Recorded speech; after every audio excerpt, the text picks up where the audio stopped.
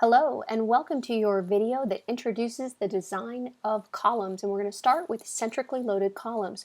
So in the bottom of our diagram there we see the schematic of an axially loaded column that's pinned, and then also a real-life test where we can see a large wide flange steel column buckling out of plane on the weak axis. And what we see there in figure 1025, and I want to point out, your textbook does such a great job on this. So I'm actually using textbook figures and going ahead and using the publisher's slides so that the images match what you have in the textbook. So you can always jump and look and read even more about this, and you'll have the reference to where this is at in your text. And so as we look at figure 1025, what we're actually seeing there is a whole lot of test data, like the image on the bottom left, for steel columns. And so all of those red dots, every one of those red dots is an actual test, and then researchers have actually attempted to fit a curve to the test dots. And I'm telling you, this has been going on for over 100 years. And over time, the equations might change as our computers get better. We can analyze things a little deeper. And currently, what we're going to introduce today are those equations that are in our codes. Now, you'll also see a dashed red line on the curve, and that's actually what Euler's buckling, Euler's critical stress, if we take the P critical and divide it by the area, we'll see that that curve actually plots very close to the experimental data if we have larger values of the slenderness ratio, or the effective length divided by R. But as the effective length divided by R gets to be a smaller number, Euler's critical stress ends up going off asymptotic, right? It goes off towards infinity, and that's not useful.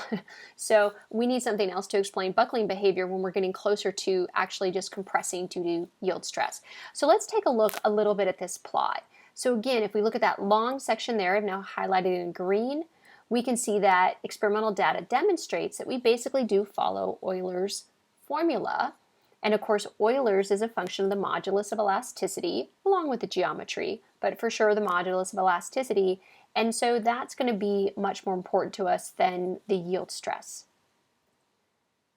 Now, if we look at the segment when we have very small slenderness ratios, now being labeled here as short columns, we can actually see that basically we're at the yield stress. And so if we have very, very short members, we're just going to yield in compression. We're going to squish.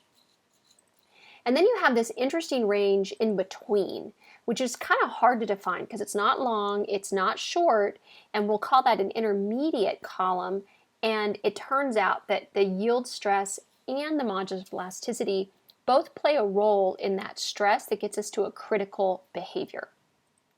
And so we want to see how all of these affect our behavior when we're designing. And we're going to start with steel, which is what this plot is actually based on. And so this is really exciting, ladies and gentlemen, because this is actually design. This is how we would design a column using allowable stress design. There's both allowable stress in your text, section 10.3, and load resistant factor design, section 10.3b.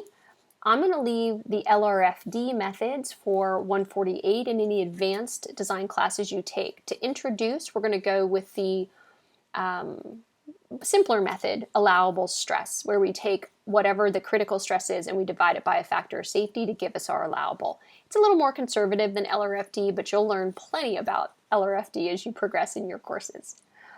All right, so let's take a quick look at this plot. And so what we see here is we are plotting a critical stress against the effective length over R. But wait a minute, that just says L over R, but I just called it effective length. Well, it turns out that in a textbook, we need to differentiate between L and effective length. But the codes assume that practicing engineers are only going to jump into their column design with the effective length, with that length that we would actually buckle through. And so in all of the equations you're going to see now, whether it's for aluminum, wood, or steel, because we're going to look at designing all three, whenever you see an L, that is the effective length, because these are code-based equations. So in your textbook and here on these slides, that L in these code-based equations is the effective length. Super important. Okay, so in the earlier slide, we saw that we had short, intermediate, and long columns. Well, here, through some mathematical manipulation, they've decided they can model the steel behavior with one equation to model the curve from A to B, and then we have an inflection point and we change curvature, and so we need another equation from B to C. And so we can see that at a value for the slenderness ratio, our L over R, that's our slenderness ratio, at a value of 4.71 times the square root of our modulus of elasticity divided by the yield stress, that's where we're going to transition from the AB curve to the BC curve. So it turns out that the critical stress at that point is about 40% of the yield, specifically 0.39 times yield. So what they have found through the research is that if we have a slenderness ratio that's less than that critical 4.71 times the square root of E over sigma yield, then we basically just multiply sigma yield by this factor. And the factor is 0.658 raised to the power of sigma yield over sigma E. Now sigma E, let's look at that. That's really sigma Euler. That's just the critical Euler stress. So that comes into play, and we have then again, our sigma yield just being reduced to whatever our critical value is, just using this equation. It's pretty plug and chug. By the same token, if we have a longer beam, and so we're greater than 4.7 times square root of E over the yield stress and a longer column, then now it's a factor actually times the Euler critical stress. So it's 0.877 times that critical stress. And of course, the critical stress will vary based on what your slenderness ratio is, your L over R. Now, regardless of what you get for your critical stress, whether you're in the AB section or the BC, that's a critical stress, and the code requires that we actually have to have a factor of safety against that. And since this is allowable stress design, we'll just divide by our factor of safety, and for column design, the American Institute of Steel Construction, AISC, requires that to be 1.67. So just plug and chug. All right, now we can do the same thing with aluminum. Aluminum's curve looks a little bit different. We can see we still have that divider where we're either above or below with our slenderness ratio, but no value is given. And then when we look at the equation for our shorter columns, I have some constant minus another constant times the slenderness ratio. And if I'm a longer column, I again have a third constant divided by the slenderness ratio squared. Well, this is because we know it depends on, we saw that the strength of the column depends on yield strength or modulus of elasticity. And aluminum, because of all its alloys and the different treatments that it gets, can have a slightly varied E and definitely a different yield stress. So for example, if we're dealing with 6061 T6 aluminum, that point that we transition between equations is at 66. So if our slenderness ratio is less than 66, if we're a shorter column, these would be the equations that we would use, and we can see that C1, if I'm in US customer units, C1 would be 20.3 and C2 would be 0.127. But if I'm in megapascals, then I'm using 140 for C1 and 0.874 for C2. And if I'm greater than 66 with my slenderness ratio, then here's my equations both in KSI and then MPa, depending on which system you're using, and that's my C3 value. Again, it's just plug and chug. By the same token, here's the 2014 T6 aluminum alloy, and this is if I have a slenderness ratio around 55 is my transition point. And so again, here's my equation for the allowable. You can see no factor of safety listed here.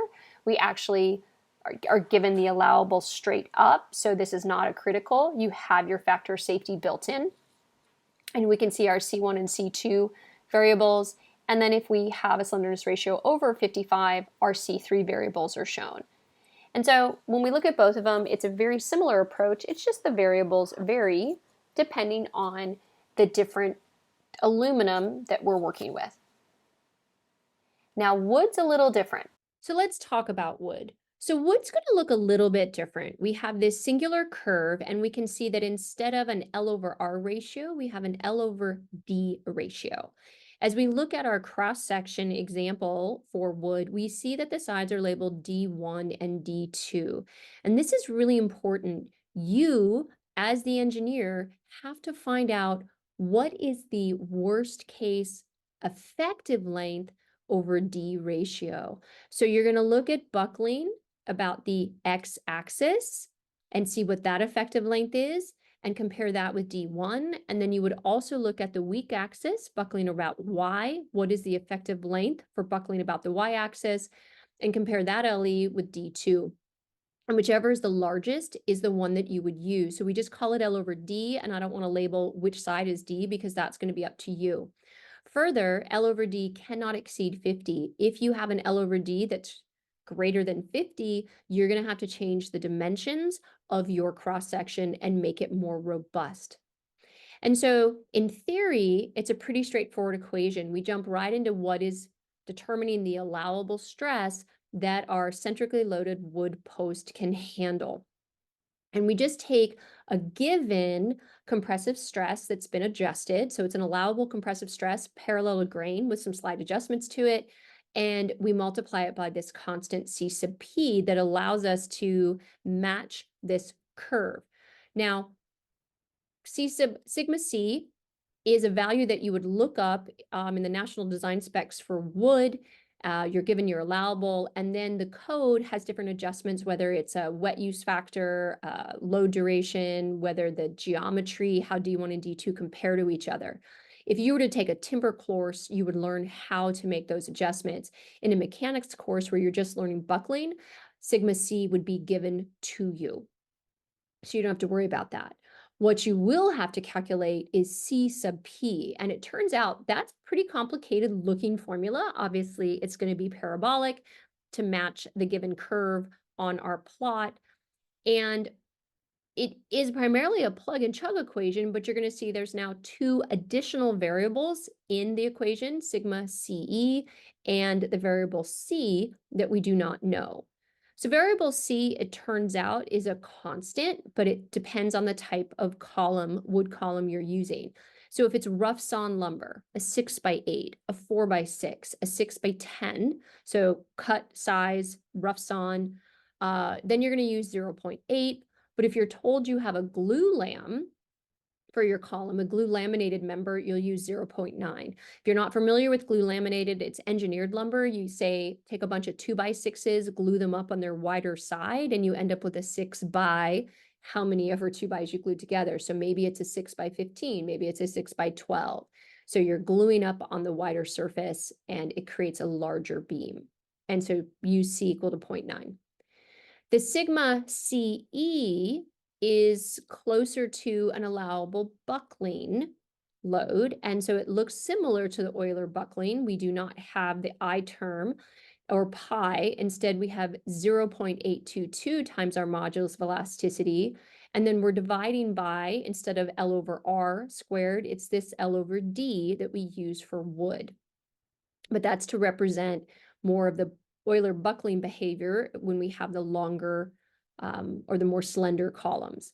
Finally, it's important to note in wood, we actually have multiple modulus of elasticity. So there is a standard modulus of elasticity that you'd be given for your species of wood, but then there's also the adjusted modulus that would be used for buckling, and it's called E min. So as you advance in your careers and are not just given the E value, like you would be in a mechanics course, but have to look it up in a table, you're going to look for E min.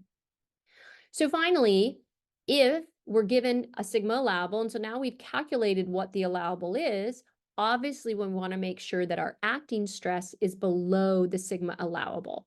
So how would we determine the acting stress? Simply just still P over A. And so the beautiful thing is if you calculate allowable and you're given a P and you know your D1, D2 dimensions, you can compare them, your acting and your allowable. If you're, for example, given a cross-sectional area and given the allowable stress, you could back calculate what's the maximum P that the column could handle, or vice versa. If you're given a P and maybe a D2 dimension, you could determine what D1 has to be using sigma allowable. So you can design your column or check an existing design. And all of these formulas can be found in your Beer and Johnston textbook if that's the text that you're using, which we are in our class. Now, we've finished up all three materials we've looked at have all looked at centric loads. But what happens when the load is eccentric? And so for this case, here's a steel wide flange, but the load's going to come in off the side because we often frame in beams to the side of the column, not straight to the middle. So of course we'd end up with our p-value moves to the centroid, but then we'd have an additional moment of p times that eccentricity of 2 millimeters. And if we remember back to our combined loading and strength of materials, that means we have both a axial stress on our column and a bending stress on our column, and they would combine to be a maximum on the right side of the column, where we'd have P over A plus MC over I pushing down on that corner. Now, the deal is that that's fine when we start getting into design. And we actually have two ways that we can choose to design. So we've already established that we're going to have this combined loading on the previous slide. So to do your design, you can either do the allowable stress method. So just find the stress as if P were centric, if P were going down the middle. Find your acting, P over A. Find what the stress is due to the bending, MC over I. Add those together and just make sure they're less than the allowable centric load from the previous three slides, depending on your material. So this is the allowable stress method for eccentric loads. There's also something called the interaction method. And this, I think, is a little more accurate, and this is what I'm going to encourage us to use here. I still consider it allowable stress because both of our stresses come from an allowable stress method, not a load factor. But we take our P over A, so we take the acting stress from the just axial load and we divide it by the allowable stress for an axial load. And then we add to that the acting bending stress, but divide that by the allowable bending stress. And the ratio of those two have to be less than or equal to 1.